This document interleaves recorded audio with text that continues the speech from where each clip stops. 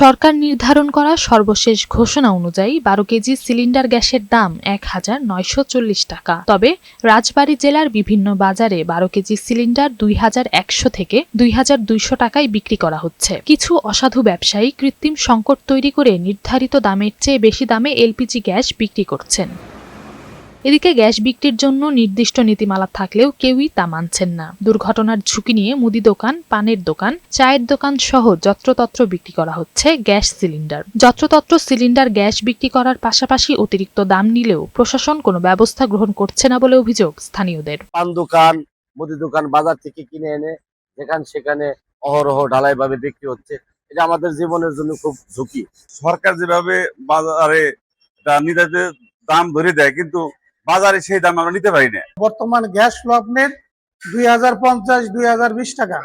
এইভাবে যদি গ্যাসের দাম বাড়ে, আমরা যারা ব্যবসায়ী আছি এভাবে তো ব্যবসা করতে পারবো না, ব্যবসা আমাদের বন্ধ করে দিতে হবে। নির্ধারিত মূল্যের চেয়ে অতিরিক্ত দামে এলপিজি গ্যাস বিক্রির অভিযোগ পেলে ব্যবস্থা গ্রহণ করা হবে বলে বলছেন এই কর্মকর্তা। এছাড়া অবৈধ ও ঝুঁকিপূর্ণভাবে গ্যাস ক্রয় বিক্রয়ের বিরুদ্ধে দ্রুত সময়ের মধ্যে অভিযান পরিচালনার কথাও বলেন তিনি। সরকার নির্ধারিত মূল্যের বাইরে তো আসলে নেওয়ার কারো সুযোগ নাই। তবে ভোক্তা যদি কোনো এরকম অভিযোগ দায়ের করে, সেক্ষেত্রে তার অভিযোগের প্রেক্ষিতে আমরা অভিযান পরিচালনা করতে পারি। অনুমোদন লাগে আসলে আপনাদের সিলিন্ডার বিক্রি করার জন্য। অনুমোদনবিহীন যদি কেউ এরকম যত্রতত্র বিক্রি করে থাকে, সেক্ষেত্রে তাদের বিরুদ্ধে আইনানুগ ব্যবস্থা গ্রহণ করা হবে। নওশীন জান্নাত, বৈশাখী সংবাদ।